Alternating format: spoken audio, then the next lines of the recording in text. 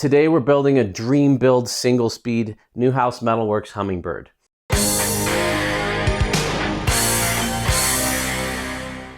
This is my Neuhaus Metalworks Hummingbird.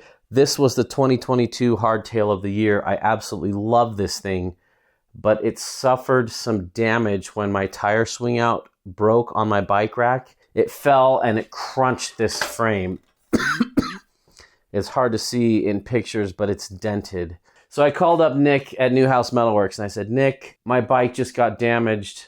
Can you fix it? And he said, yes, I can fix it. However, can I send you a sliding dropout Hummingbird with all the newest tweaks so you can build up a single speed? So today we're going to build up a new Hummingbird and give this thing a fond farewell. So goodbye, cream. One cool thing when you order a Hummingbird is you get to choose the color that you want. Let me show you what I chose. Here she is in a mint green. And because Hardtail Party loves the 80s and purple, and my logo's kind of green and purple, we went with a purple decal on it as well. Here it is. This one has sliding dropouts, Paragon Machine Works dropouts. So I can run it single speed. I can play with the Geo in the back. But everything else is very, very similar with a few small tweaks. So Geo's very close, but those guys are always refining and tweaking little things. So when I weighed this thing came in at 5.6 pounds. Now the non-sliding dropout, my old one, the cream colored one, came in at 5.2 pounds. So there was a 0.4 pound weight increase, which makes sense because sliding dropouts have more hardware, it's more metal. The post mount brake mounts are a little bit beefier, a little bit bigger. So with all things sliding dropouts, you're going to pay a little bit of a weight penalty there. I don't care. I get to build this thing up single speed. And we're going to feature some really cool parts on this that just were announced. And so by the time this video drops, they'll all be available. The first time I built up a Hummingbird, I made a mistake. I said that the dropper cable had to go around the spindle. It actually doesn't. So here's our dropper housing. So in there you can see the hole where it comes through the tube. Because he's able to miter that out, it can just go straight up there and not interfere with the BB at all. Now this is a T47 bottom bracket. It's a big bottom bracket. Yep. There it goes. Just kind of snaps right in. And you can see it's disappeared, but it just goes right up inside here. One cool thing with these small builders is they are always improving and they can make changes on the fly. They're built by hand in California one by one. They're not ordering a quantity of 200 from China, having to sell out of all those 200 before they make tweaks. So they can make tweaks all the time. One cool thing they've done is they've included this double post seat binder, and the old one would slip just a little bit. This is a lot better. It's a little tall for my liking, a little bit bulky, but it does the job really, really well. It's still a little bit tight getting the cable in and out of here as you raise and lower the seat. It's better than a lot. I'm glad there's no rubber plugs, but I think it could be better if this was a totally straight tube that landed a little bit ahead of the bottom bracket shell. But I know aesthetics are a huge part to the guys at Neuhaus. They put so much thought into the angles of everything for how it works as well as how it looks. And I have a feeling they wouldn't love the look of a straight C-tube. Such a minimalist yet gorgeous frame. I got to watch Nick build these one day, and I've got a video coming up of that, and it was so fascinating to see what goes into this and just watch his craftsmanship come alive. I'm excited to share that video with you guys. Normally I love 170 mil cranks on a single speed. I like that little bit of leverage that you get with them. I'm not really like sitting and spinning a whole lot. I'm standing and mashing. And so I like the little bit longer leverage. And since you're almost always standing on a single speed, it doesn't affect my hips as much. Normally I run 165s when I run a derailleur, 170s single speed. 5Dev recently came out with a newer crank called the R-Spec. It's a little bit stronger. And I think if you're putting down a lot of watts, like single speeding, or you just put down a lot of watts in general, or you're hard on bikes, you're hitting big drops and stuff, the R-Spec is going to be a little bit stronger than the original ones. These ones are actually prototypes before they hit the market, and they're still going strong for me, no problems there. But I do have an order in on some R-Specs that I really want to run on this. I think it'll be perfect.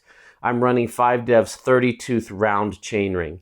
5Dev's been doing a ton of experimenting with crank lengths lately, and they are fans of shorter cranks, as am I. 5dev has so many different crank lengths. So if you're interested in experimenting with different crank lengths, 5dev has tons of options and they're in stock, and you can use code HardtailParty to get 5% off any order at 5dev, whether it's a tie stem like what I'm running there, their tie cranks, these are the aluminum cranks, chain rings, any of that, you can get a discount and it helps support the channel. I've talked about this with other Neuhaus bikes on the channel, but we still got to mention this. They are 3D printing their yokes here and their chainstay yoke here. And it allows them to do some really incredible manufacturing stuff. They're able to keep the tubes thinner, and they're able to make kind of a joint where they're being welded right here. And that allows it to have the incredible ride quality that it has. If you don't have this additive manufacturing here, you're gonna really struggle to weld a thin tube seat stay to a thick seat post. But this yoke solves so many of those problems. Daniel's the genius over there that spends a ton of time modeling in CAD and making sure they've got all the clearances that they need. They put so much thought in these little 3D printed pieces, and it's a small thing, but it makes a big difference. Now, Neuhaus frames are not inexpensive. They're handmade by one guy in Marin, California. And so you're going to pay an American worker's wage to get something like this. As such, I have very high expectations. And so I'm going to be extra critical of this frame. I love it. I've seen lots of its praises, but there are a couple things I think could be better. First off, the powder coat could be better. There's kind of some grit and kind of like darkness to it. It almost looks like black stuff in it. I still don't think the paint job quite matches the ride quality of this bike and the price that it is. So I think there's a little bit of room for improvement there. I'm also seeing some small imperfections, like this middle water bottle boss is just not perfectly straight. And little things like, I think this cable tie could be moved forward an inch to get less of an extreme angle on the brake hose. Little tiny things like that. I'm always trying to provide constructive feedback for Nick and other people. I think those are 3 small things that could be made better on this bike. So I'm being super, super nitpicky, but I feel like you should be for what these frames cost. There are some really beautiful things going on. The welds are absolute works of art. Nick is a motorcycle junkie. He's built so many street racing motorcycles on the track, and it really shows when you watch how it all comes together with the craft. So really beautiful welds, really beautiful construction quality, and the lines of this frame and the look are just so classy and so classic. Here's a little trick I use I want to share with you. This is Bike Hardcore's chain and gear cleaner. This is biodegradable. It comes concentrated. This is what I use to clean all of my chains. And I reuse chains and parts from bike to bike to bike that I review. When this is done, I'll strip it all down, take the parts off, and put them on the next frame I've got for review. So I'm always reusing chains, cranks, pedals, forks, bars, that sort of thing. So when I'm cleaning a chain, I will put it in this solution. This gets all the grease, dirt, grime, gunk, chain lube off of it. And then I just rinse it off with water and I have a perfectly clean chain. And then it's ready to go. I've got the chain all rinsed off. It looks totally clean. There's no grease or grime or anything on it now. For single speeds, I just use the cheapest SRAM 8-speed chain I can find. This is a PC 850. It's like $14 at the shop. SRAM and others do make single speed specific chains, but I find that these are absolutely fine. It's really nice because chains aren't getting they're not going crosswise. They're always pulling in a straight line on a single speed. And so chains, even though they're under high stress and high torque, they're never being torqued at an angle. So they actually last a really long time. So I'm able to get a lot of life out of these super cheap 8-speed chains. For the wheels on this rig, we're going to be trying out the Forge and Bond All Mountain 29 30i wheel set. These are made in Utah. Pretty cool to see another American-made option for carbon wheels. I've tried the Fusion fiber rims on other rims before. The Evil loopholes use this technology. But these are a brand new rim with some cool-looking things going on. Minimal material where you don't need it. More material by the spoke holes. Nice, super wide and flat bead rim profile, so less likely to chop and slice your tires. These have 28 spokes on them, which I really am liking lately, 28-hole wheels on my hardtails. It just gives a little bit more forgiving ride than a 32-hole, if you're a smasher and you rail corners hard, or you want to build something up for like an enduro full suspension, they've got a little bit beefier, a little bit stiffer wheel set. I'm excited to see how these ride compared to the other fusion fiber rims that I've tried in before. These come with Industry 9 hubs. This is the flagship model with Hydras, 690 points of engagement. I love fast engagement. They've got a lifetime warranty on these wheels, so if you crash them and you're riding them within your limits, they'll replace them. If you back over them with your car, they'll offer you a discount on a replacement set. I'm like seeing that. That's taking a lot of the fear away from carbon rims from a lot of people. Are they better than an aluminum wheel set? We will see how they ride. Carbon wheels for me have stayed really true. I've only broken 2 or 3 different wheels. I have high hopes for these. Forge and Bond is really focusing on sustainability and trying to make the least impact that they can.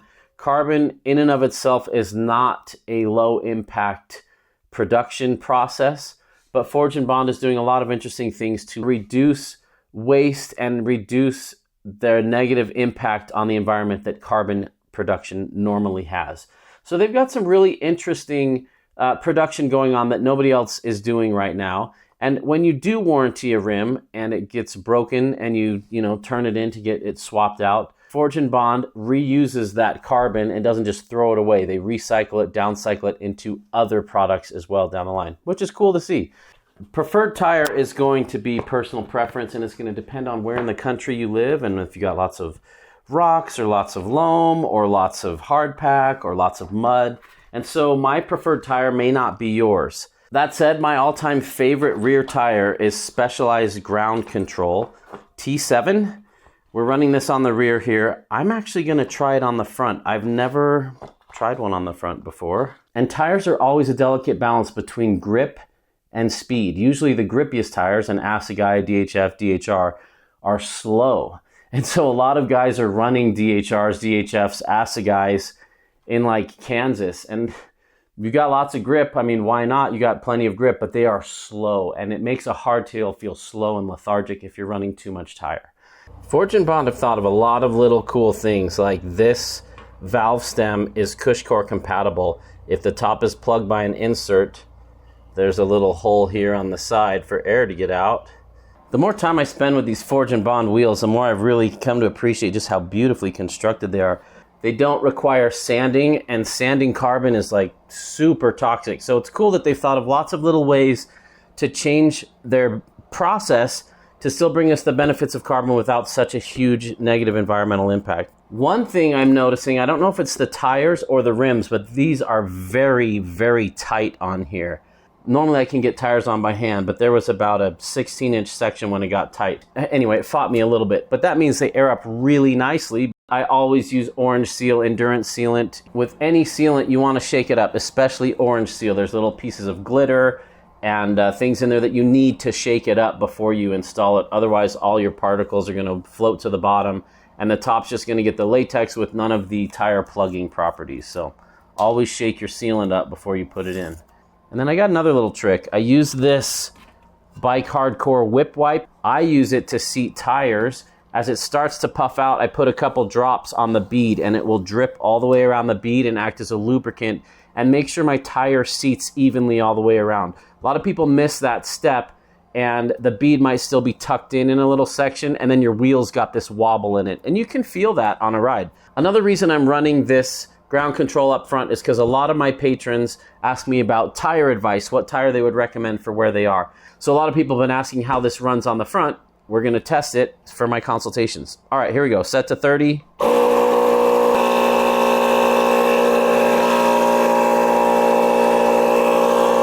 It's dripping down here. The tire has a little line on it. You want to make sure the line is visible all the way around and not tucked in some part of the rim. So like in here, it's still tucked in and I can't see it. So I need to add more pressure till that kind of pops it out. The tire right now is gaining shape and it's going to kind of freeze in this shape. So I want to pop that out a little bit.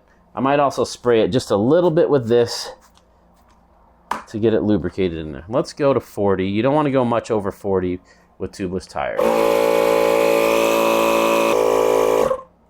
So 40 is way higher than I'd ever ride on the trail, but for setting up my tires, I do that. It puffs them out real nice.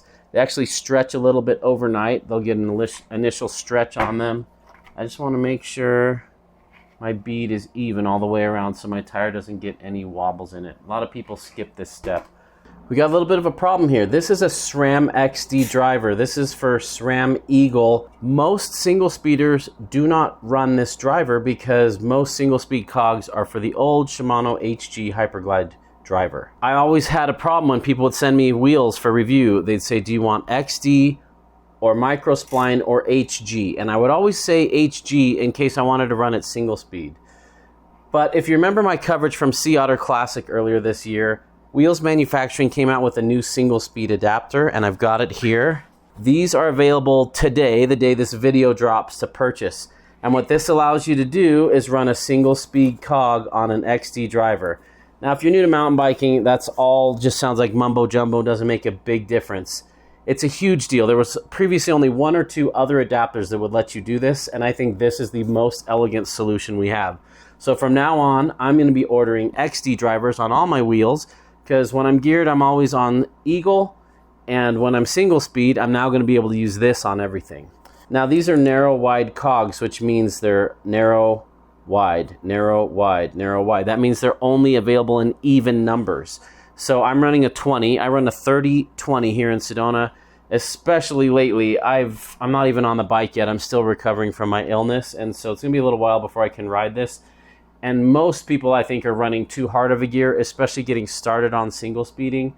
If you're riding flat places, a 32-16 or 32-18 might be just fine. But here in Sedona with our little punchy climbs and my fitness and my legs, I need a 30-20. So this thing, you have to get the spacers just right, because the goal is to line this thing up with your chain line. And so you use the spacers to get this exactly where you need it. Neuhaus uses Paragon Machine Works dropouts, which is also what the Binary Maniac uses. And that means you can order it UDH ready if you wanted a UDH. This is Paragon's UDH. It just bolts right in there as well. So now what I'm going to do is look down here and see if this cog lines up left and right with the chain ring, because you don't want them cross-chained. You want your chain in a perfectly straight line. So that's what these spacers allow you to do, is fine space that. And every frame is going to be slightly different. Even though they're all boost, you're going to want to get it exact. Looks like we need to come out quite a bit. I'm going to get this lined up just right. It's going to take a little bit of time. Might take a little bit of time, but it'll be worth it. All right, we got our clean chain on here. What we need to do is pull this wheel back and get this tension. So I'm going to loosen all 4 of these on all sides. And then we need to loosen this nut on here. And usually I'll do that by just loosening this a little. And then what happens is, as I tighten this bolt, it pushes this back. And what's cool with sliding dropouts is you can do this even if you're running geared and you want to experiment with different chainstay lengths. So you can kind of play with this and get the chainstay that you want. And people are so surprised the first time they do this. They're like, man, I thought you were full of it when you said you could feel a 5 or 10 mil difference in chainstays. I can feel it. Everyone can feel it. You don't need to be special or a bike reviewer to feel it. And what you want to do is find the right tension here. There's always going to be a tight spot in your drivetrain, just because things are never perfect. So right there is about the tightest spot. I'm going to pull it out just a little more. Now what I'm going to do is make sure the wheel is centered, because it's possible to pull these off. So I'm just going to look at the gap here and see if it's about the same. And it's not. I need to pull this one back a bit. You want your wheel tracking straight in the dropouts. Single speed is such a simple setup. Now we just snug this little nut down so that this doesn't back out. You've got to do that or else your dropout will come loose. And then you tighten up these bolts here and everything snugs up and straightens out. All right, now that we've got our clean chain on here, I'm going to lube it up with the SCC Tech Ride It Slick. This is my favorite chain lube. Just going to shake this up real good. This is a chain lube and a cleaner, so it gets in all these micro crevices and on a microscopic level, it pushes dirt out and replaces it with lubricant. So I actually find myself having to lube my chain way less with this thing. And I also find it's way, way cleaner. And the more you use it, the cleaner your chain gets. I really, really love this stuff. They've also got a similar one for suspensions for like, I'll put it on my dropper or my stanchions, and it just keeps it operating smoothly. I'll put a link to this in the description below too, so you can order it online and give it a test. A lot of people put this on too thick and then they never wipe it off, and then that's just gonna leave a gunky chain. It's not good on any chain lube to mix and match and go from one chain lube to the next, to the next, to the next. It'll work, I guess, but it's always better to stick with the same ones. I have committed to this on all my bikes, and they just keep getting cleaner and cleaner and quieter and quieter. You can even put this on a dirty chain and just use it almost like soap, and you soak it in there, run it through the gears, and then wipe it off, and it will clean it. So you don't have to fully degrease it like this. I'll just roll it through, and this gets the rollers moving and gets everything all lubed up. I want to get it really worked in there. It's nice because it goes on clean too, and it's not waxy. It feels almost like a sewing machine lubricant. And then you take a microfiber towel and you just run it through like this and wipe it all off. Most people put too much on, but make sure you wipe it all off so you can't see any more residue.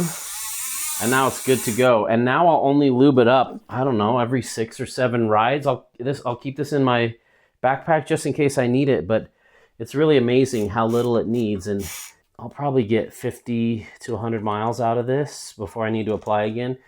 And when I do apply, I just apply a little bit because it's already in there. Don't over apply unless you're gonna wipe it all off with a microfiber. So there's your little SCC Tech how to lube your chain video.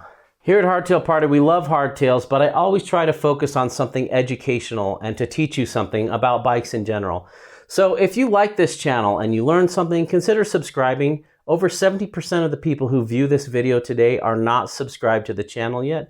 It really helps the channel, so consider subscribing and share it with a friend, whether they ride hardtails or not, because there's so much educational stuff on this channel. We just use hardtails as the foundation to educate with. Show your appreciation. You can always become a patron. That's a great way to do that. You can share this video with friends. You can subscribe. You can hit the like button.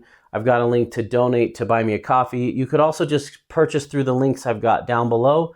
They won't cost you any extra money. In fact, some of them will save you money, and it will help support this channel as well. So consider doing that. If you've learned anything on this channel and it helps you enjoy the passion and sport of mountain biking, consider giving back a little bit through Patreon or any of those links down below. Here she is, my dream build Singlespeed. This thing is awesome.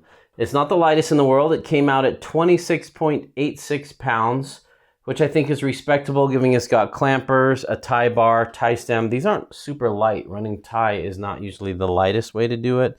Sliding dropouts. But man, this thing is just how I would build a Singlespeed. Let me walk you through all the cool stuff going on. Ergon GD1 grips, my all-time favorite grips. Got a link to these in the description below. Paul Clamper mechanical disc brakes. Mechanical disc brakes on a lightweight hardtail like this, they're a little bit heavy, but it just adds to that simplicity factor. There's no, I don't know, there's just something very mechanical about this bike. And when you dial it in, it just feels like an old 1940s sewing machine that just hums along. And that's so attractive to me about hardtails in general. We've got the 5dev 50 mil titanium stem here. I love a 50 mil stem. Now this bike is not like my traditional hardtail setup for rowdy trails. This has a steeper head angle. It's got a longer stem. It's not like the rowdiest, slackest, craziest bike. And I don't want that all the time. I don't always want a slack, rowdy enduro bike. There are a lot of green and blue trails where I like to ride, and this is more fun than even my Maniac, which I designed on that type of thing. And a lot of people are overbiked, and it's okay to be a little bit overbiked, but if you're super overbiked or even overtired or overforked, you're missing out on the excitement and the joy that is a hardtail built for greens and blues. So I know these aren't like the meatiest tires on the planet, and I know it looks kind of like an XC setup, but the fastest way to kill a bike like this is put really big, heavy wheels and tires on it, really knobby, draggy, slow tires, put tons of travel in the fork, and it's almost like making a Mazda Miata a lifted, long travel, off-road Mazda Miata. It's never going to be good as a stock F-150, and it loses all its Miata-ness. And so it's real important to be honest with yourself. Are you riding more greens and blues, or more black diamonds with gap jumps and really steep fall line technical stuff? And to pick the right bike and tire and components and fork. This is a 120 mil Fox Stepcast 34 fork. A lot of people would instantly be like, oh, I'd much rather have a 130. But the light weight of this fork and the amazing action that it has is just perfect for this bike. I wouldn't want any more travel. Lightweight wheels, fast engagement. Love the external routing, and Nick does a beautiful job of it. I love the internal routing that just stays internal. It's a little tight and it's a little hard to raise and lower the dropper. We've got a T47 wheels manufacturing bottom bracket with enduro bearings, 5 dev aluminum cranks. I'm going to be swapping these out for 170 mil R-spec cranks. Once again, anything 5 dev, stem, cranks, chainring. This is a 30 mil chainring. All those things you can get 5% off using my code HardtailParty. I love the 3D printed aspects of this that allow this bike to get the ride feel that it gets. We've got a 9.8 Fall Line R 150 mil dropper. I've got an Ergon. This is a road saddle, but I love it. The SR All-Road Core. That's my favorite Ergon saddle. And make sure you measure your width when you order Ergon saddles. I kept ordering the wide ones, and it turns out I'm actually fit the small mediums a little bit better. So I've been ordering small mediums, and they've been fitting me a lot better. Running Crank Brothers pedals. I've also got a link to these in the description below. I've become a convert and switched from SPDs to Crank Brothers. I like the Enduro ones a little bit more. I'm kind of tempted to tap some threads in here and run 2 more pins on there just to get a little bit tighter fit. In fact, I'm going to do that. I'll let you know how that goes when I do that. Just to get the pins to sink into the shoe a little bit more. I love that feel. We're running the Wheels Manufacturing Solo XD conversion kit. And these beautiful Forge and Bond, made in America, carbon, all mountain 30 rims with the 30 internal, with the super wide bead, so I should never chop tires, with the specialized ground control T7s front and rear. When you get these, get the grid casing. That's the one that's closest to EXO. I've had really, really good luck on these on the rear. I think I'm going to like them on the front too. I think I'd also like a Maxxis Forecaster front and rear. I need to test those out as well. Sometimes I'll run a dissector in the front and the ground control on the rear, but I'm really excited to try this. If you want to pick my brain between all the forks, all the drivetrains, all the wheels, all the tires I've tried, and you want some unbiased advice, like I'm not going to push you towards Maxxis if this is a better tire. I'm not making money off the sale of tires for you, so I'm completely unbiased. If you're interested in that, or picking a frame, or that sort of thing, become a patron. It supports this channel directly. Those of you that are interested in my health recovery journey, I'm posting those over on Patreon as well. I'm still not on a bike, and I actually had to take 2 separate days to film this and then a 3rd day to edit this because I'm so exhausted. It just wipes me out. But I'm glad to be back in the shop after a month. It's been a month since I've filmed one of these. Now, a lot of you have been wondering, does Nick make tie frames? Yes, he does, and we're going to have one on the channel soon, and I'll be able to ride them back to back to see how they compare. I'm really excited for that video as well, so stay tuned for that. Beautiful, beautiful frame made by Nick in Marin, California. The difference between this and like a nuke-proof Scout or a common Sol is laughable. It's like the difference between a Mercedes and a Hyundai. Like, it's just night and day. And so a lot of people will buy like the cheap frame, the nuke-proof Scout 290, and then put, a Pike Ultimate on it or a Lyric Ultimate, and then really high-end wheels, and they'll just bling it out totally. I'd much rather have a beautiful frame like this that maybe weighs half a pound more, with that incredible geo and incredible ride quality that no amount of parts are going to match this quality. It's a lot you have to pay for one of these frames. But if you're serious about hardtail, if riding is your passion, and you just want to reconnect with the joy of rolly, fun, single track, just trail riding. Like, it's just so good at so many things. I know a lot of you don't get the single speed thing yet, and I didn't get it either until my buddy Cody's like, you gotta try it, you gotta try it, you gotta try it. And my first single speed ride was good. My second was a little better, and then my third or fourth, I was just like, yes, this makes sense. It's a silent, quiet bike, no chain slap. It's simple, it's light. You can feel the weight of no derailleur and cassette back there, so lifting the back wheel up and over things there's just something organic and raw and something that makes you feel like a little kid again. It's not the same as just not shifting in your gear. A lot of people are like, oh, I'm going to try it out and just not shift for the next 5 minutes. Not even close to the same. If you ever get a chance to try it out, I highly, highly recommend it. I'm curious to hear from you guys. Have you ever been single speeding before? What tips do you have for people that have never tried it? I will say, don't knock it till you've tried it, because in your brain, you're like, yeah, that just sounds like the worst of everything. It's just simple. It makes me feel like a kid again. It feels like that scene in E.T. where those kids are just riding their BMX bikes around and they're not thinking about gear. They're just going. And I love that feel. Anyway, I'd love to hear, have you ever experienced single speeding? Do you love it? Do you still do it? Why or why not? And how would you build your dream single speed or a Hummingbird? What did I leave out? What are some things I should swap out that you would swap? Or which parts are you most interested in hearing how I think about them? Anyway, you guys are awesome. Thanks for watching and nerding out with me today on this beautiful Neuhaus Metalworks Hummingbird. There's a party in the mountains, and you're invited.